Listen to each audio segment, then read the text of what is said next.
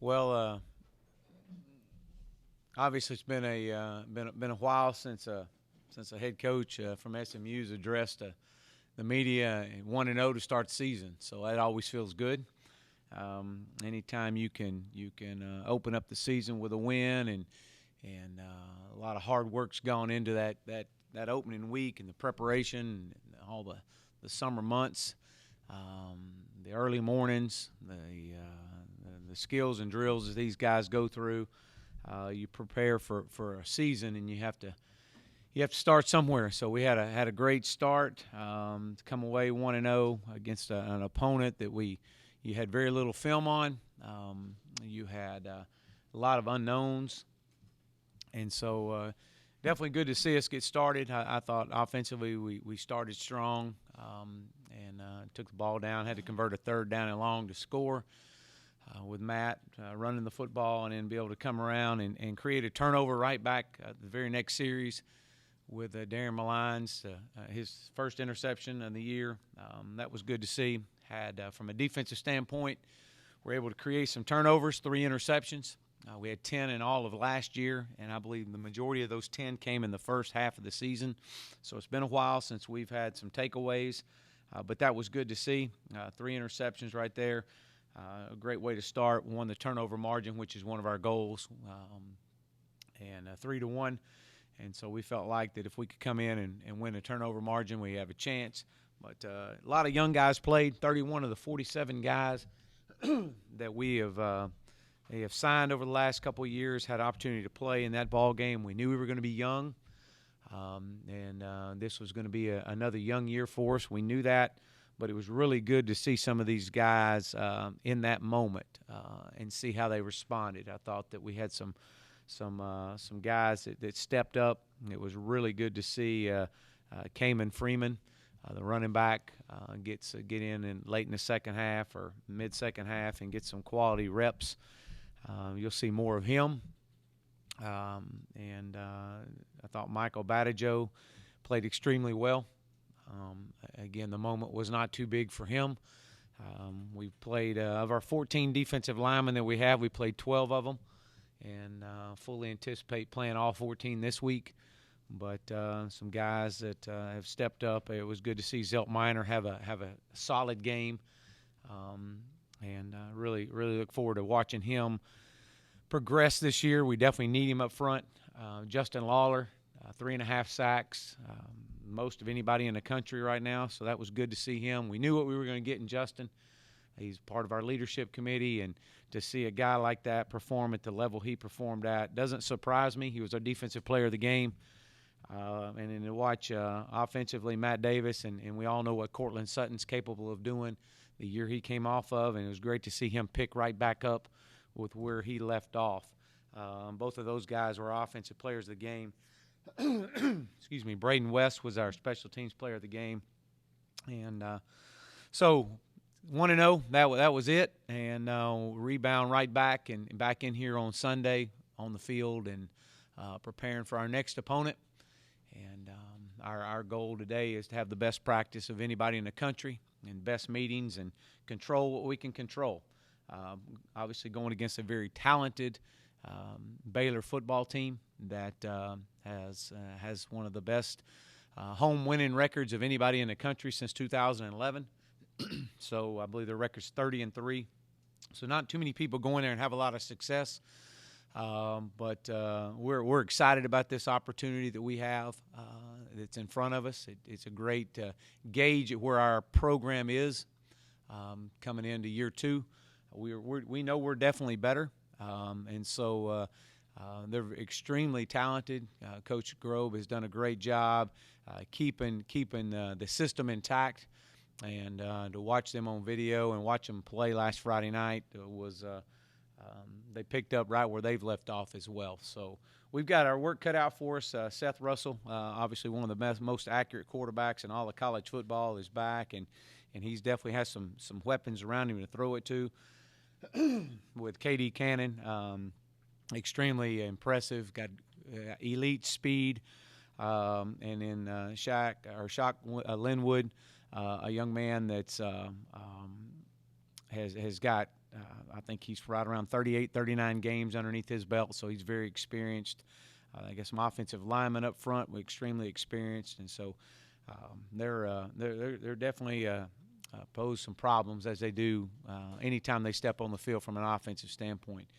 Defensively, obviously, Coach Bennett has done a phenomenal job with their defense. They were flying around with the ball. I think they gave up 78 yards of total offense last week, which was the lowest of anybody in all of college football. And they've got some guys around them as well that maybe not quite as big as they've been in the past up front, but I think they're quicker. I think he does a great job of moving his front, and he's got quite a few returning starters. I think we've got 4 or 5 returning starters back, and obviously a bunch of them because of the way their games come out last year. A lot of playing guys that are playing have game experience. So with that being said, I'm going to open up for questions, but we're excited about this opportunity.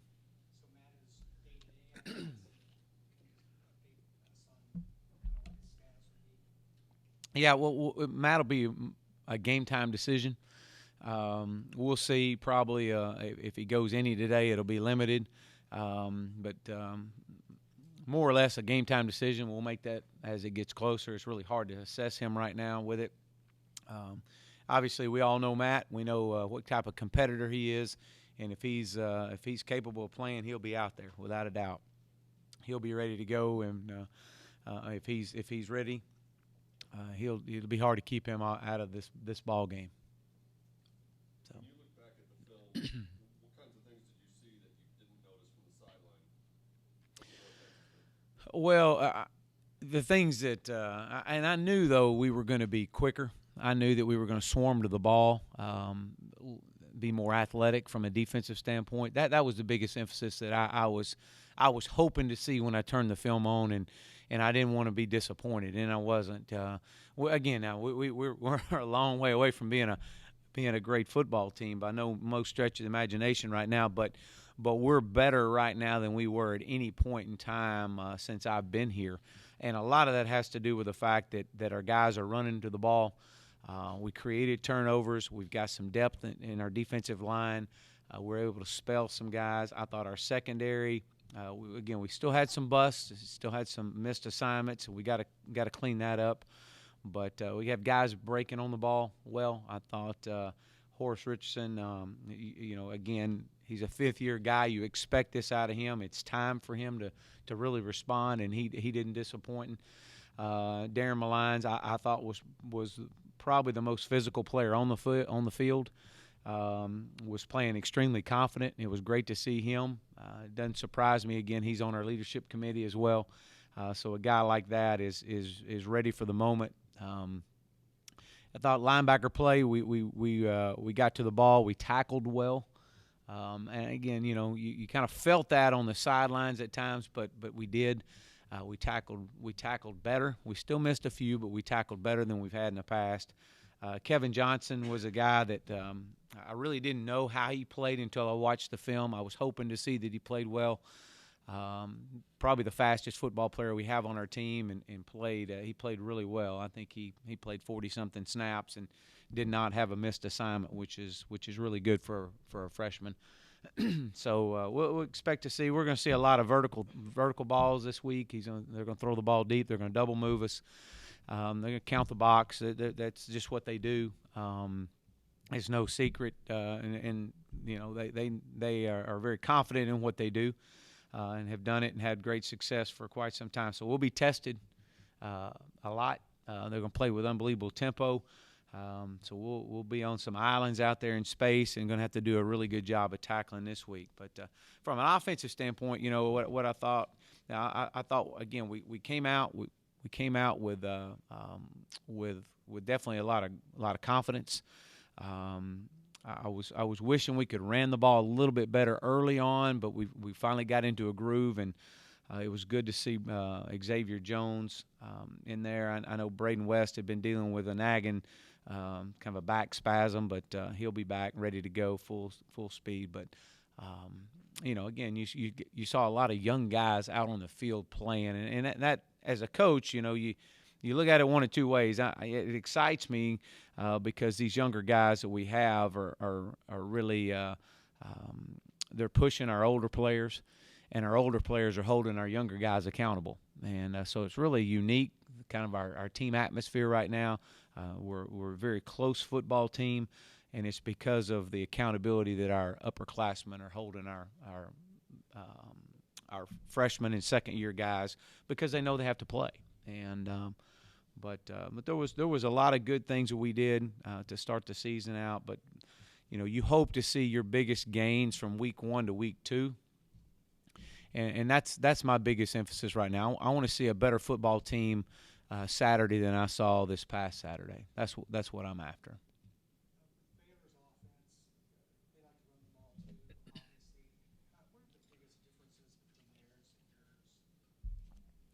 Well, I don't know. Obviously they've had great success in what they do. I mean, everybody's going to run the power and the inside zone, and they do that. They do a tremendous job. Their guys have a unbelievable confidence in their system. There's always an outlet. So if you sneak the extra hat down into the box, they're going to find you and they're going to attack you. If you play off coverage, they're going to hit you underneath. Even if you play off coverage, they're still going to try to run by you. They got elite speed out on the edge, and they're going to do what they do. It doesn't matter who they play. And I've been watching these guys for quite some time, and they're just like everybody else in the country. They're going to count the box. If you got the right numbers, they're going to run the ball. If you're not, then they're going to make you pay out on the edge, and you better have some guys that can tackle in space.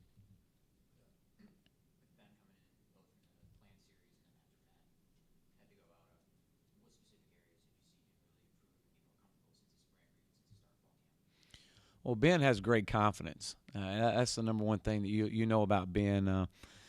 He doesn't lack in confidence. He's played in a great program at Waco Midway High School, and played for just knows how to win. I mean, he's won his whole life. Coach Gamble's done a great job preparing him for the moment, and so watching him, just understand that when you get here as a freshman, in his redshirt year, he had the capability of learning and not being just thrown straight into it. And a lot of freshmen, most of them don't like to be redshirted because they want to play, and they were all stars in high school, and they think they can come right in here and be a star. And sometimes it just doesn't work out that way. There's a reason behind everything, and for him, redshirting, I think it really helped him. It helped him understand and to watch the way the coverages are disguised, defenses disguised so much better at this level than they do at the high school level. So his ability to learn defenses and just his will, his want to, I mean, it really has made him extremely hungry. If you remember during spring ball, we didn't name a starting quarterback and wasn't going to name one through fall camp. And he was right there in the mix and battling hard all spring. And but the thing Ben has, he's got a great arm. He knows where to go with the ball. He's confident in his ability. He does not present the run threat that Matt does, as we all know. But he can make up with it in other areas. So I've just watched him grow and mature, and it was by design that he got the 4th series the other night because we had to get him some meaningful reps in a game that was close, and so and to watch the way he performed, I thought he did well. When you look at the film of Baylor's first game, how much do they resemble the team you faced last year, and how much influence of Coach Grove and his background at Wake Forest do you see? Well, there's not a finer man in all of college football than Jim Grobe. We obviously know Coach Grobe for our time of playing them when we were at Clemson, and the job that he did at Wake Forest was phenomenal. I mean, we had to beat them on a last-second field goal to win the ACC in 2011, and he's very well respected. And the one thing that you respect the most about what he's doing and taking over the situation he's in at Baylor is you don't see much of a difference at all. These guys they're playing extremely confident. From an offensive standpoint, they look mirror image of what they've been in the past. From a defensive standpoint, you can tell Coach Bennett is still in charge and running full throttle with what he does and how he does things. I think one of the things that Coach Bennett does and does such a great job of, he adapts to what he has. And what we've seen out of just game one is he may not quite have the depth that they've had in the past or the size up front that they've had in the past. And so he's compensating that. He's moving his front a lot. He's giving you some different looks, disguising some of his pressure packages. But that's just what you do as a coach, you know, and that's kind of the way that's what's made him successful. And so we expect a lot of similarities to what we've seen last year, but you know they're doing a few things different defensively, but I think it's mainly to help cover up some of the things that being able to move the front and just kind of cover up some of their maybe not quite the size that they've had in the past in the middle, but that is, you know, a lot of times that causes you more problems than you do have big size.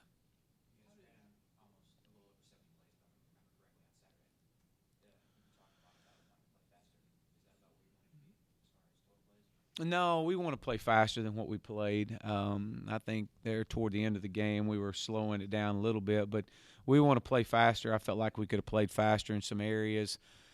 We got to eliminate some of the penalties that we had. That was especially after a big play. Then we go backwards off of and have to convert a 3rd and long, which there's not too many of those calls on your play sheet. And so we got to eliminate those things. Those mistakes will get you beat. They'll get you beat, and so we've got to be better in that regard. We got to continue to play fast, push the needle even more. So I think you'll start to see that more and more and more as the year goes.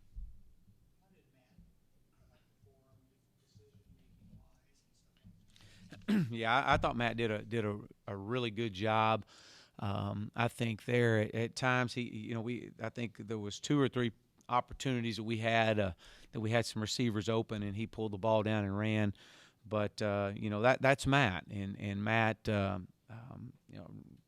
throwing for 155 yards, rushing for close to another right at 100. Matt's you ask a guy like that you want him to be himself. And sure, there was times we wish he would have stayed in the pocket a little bit and hit his check down. But when he did pull the ball down, he was able to convert and make some big plays for us. He's got great feet, extremely fast, but that's what makes him so successful. And I thought he played well. I know that he wished he'd have had a couple passes back, but overall he did a great job of leading our football team.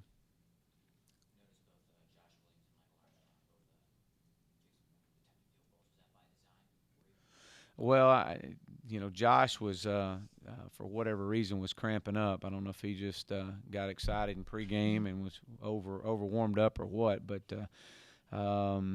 he got some cramps late in the second half, and but it was great to get Michael Armstrong in to get him some reps in game situation. But yeah, I was pleased with the touchbacks, and I think Josh had 3 and Michael had 1. So those things definitely help you out, and we'll pay dividends. We have played a lot of guys. Anticipate playing a lot of guys again this week. You want to build the depth of your football team, and you use these non-conference games to try to help do that. So when you do get into conference play, that you've got some depth and to rely on, because the season's a grind, and you've got to have depth. It helps the morale of your football team. That these guys are playing if they've put in the work to play, and our guys are doing that. So you'll continue to see more and more guys play. You mentioned Matt. Are there any other injuries out of the first game that you can update? No, Xavier Jones, we anticipate Xavier Jones being back as well. He was dealing with some hamstring issues. Well, our cramp actually is a cramp in his hamstring, and so we fully anticipate him being back.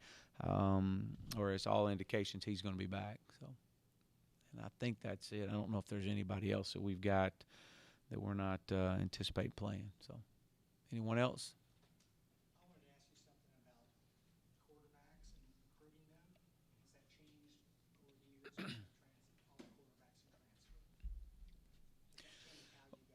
No, the ideal number is to have 5 on scholarship. That's where you really want to be at 5. So if you get into a situation that you lose a guy, you've definitely got some depth there. So that it really doesn't change. You kind of anticipate when you do bring guys in, you may lose one. That's kind of part of it. They all want to play, and we get that. But you've got to have 5 guys. That's your target goal. 4 to 5 guys on scholarship. Otherwise, you're really setting yourself up. What could be a tough run. So, but no, as far as recruiting wise, you don't go into it thinking you really kind of go into it going, okay, this guy will get. If you bring 2 in 1 year, okay, and if they're at the same age, one may wind up leaving before it's over with. You understand that going in.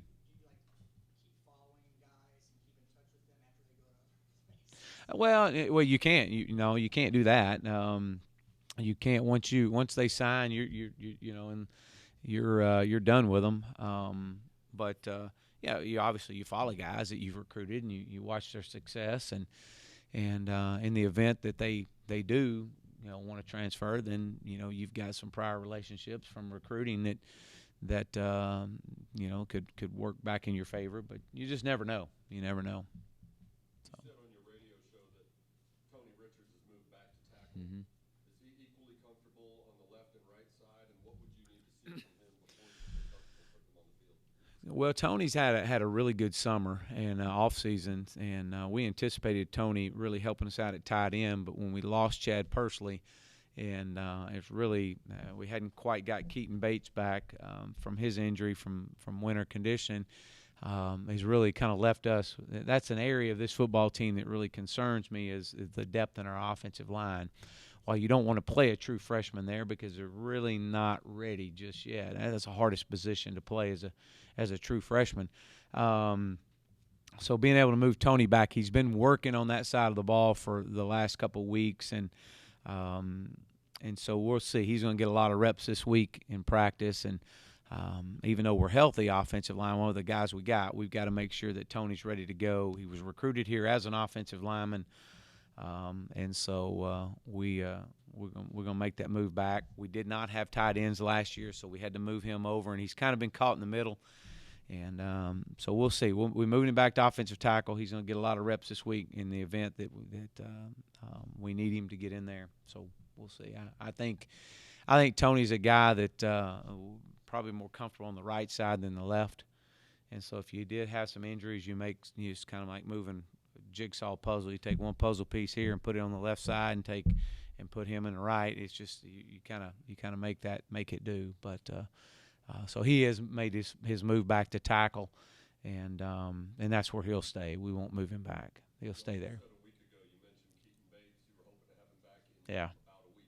How close is he? Well, he actually practiced last week, and he's not there yet. He'll try to go again a little bit this week. He'll practice today and see how he feels, but I think we're still probably another week, a week out. I'm hoping to get him back pretty quick. He definitely will help us out with some depth in the offensive line. So, yeah, yeah. He definitely the moment wasn't too big for him, and he.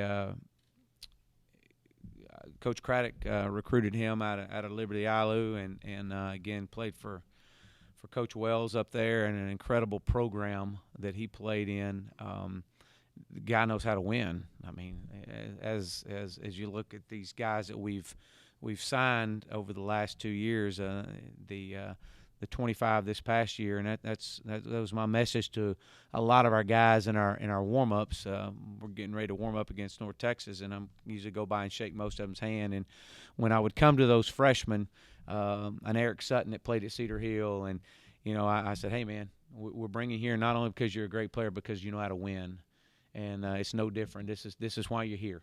And so Kamon's no different. Again, he played quarterback. He's won his whole life. And it did not surprise me after watching him during camp. He was a very pleasant surprise during camp. Strong. He's got incredible balance. He might be one of the most intelligent football players that we got on our football team right now. Extremely intelligent, and it was great to see him. He's going to get more and more reps. It was good to see him provide some depth in that offensive line. But his first couple of runs, you definitely like, well, okay, now wait a minute, this is just a freshman, and so we'll see how the moment continues to grow for him. But excited about him and his future. Anyone else? All right. Thank you very much. See y'all Saturday.